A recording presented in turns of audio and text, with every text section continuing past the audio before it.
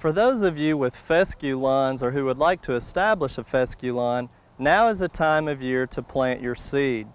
Fescue lawns are not a running grass like Bermuda, and they have a tendency to clump or bunch. So it's very important to keep that fescue lawn overseeded at least every other year, if not every year. Again, they have a tendency to get real thin as the years go on. Also, we've noticed in our fescue, we've got some areas that are dying out, and this is from a fungus disease called brown patch. And we put a lot of water on our fescue to keep it looking nice during the summer. And that, in combination with the heat, has caused this disease to start killing out our areas.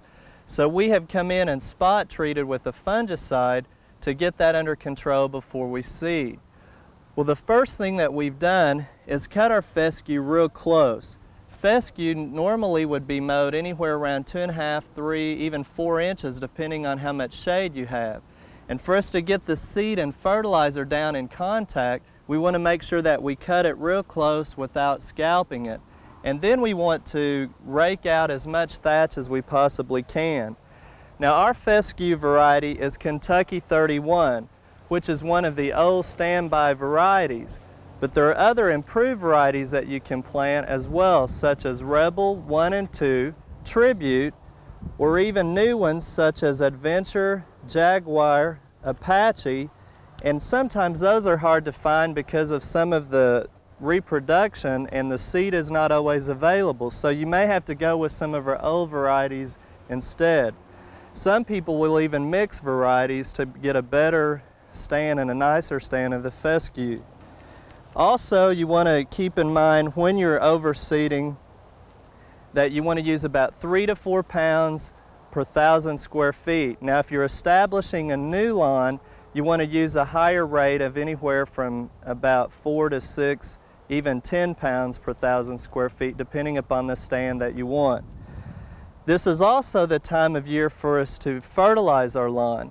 Again, it's always a good idea to take a soil test, which we've shown you earlier, but we haven't fertilized our fescue in a few years, and so we're going to use a triple 13. And we'll use the recommended rate of 1 pound of actual nitrogen per 1,000 square feet. If you've been fertilizing quite a bit and you don't have time for a soil test, you probably want to go with a fertilizer such as 16-4-8 or 16-8-8. Now, some homeowners will cut the work out of it by mixing the seed and the fertilizer at the same time. We're going to do ours a little bit separately and seed first of all and then let it get going and then come in and fertilize afterwards.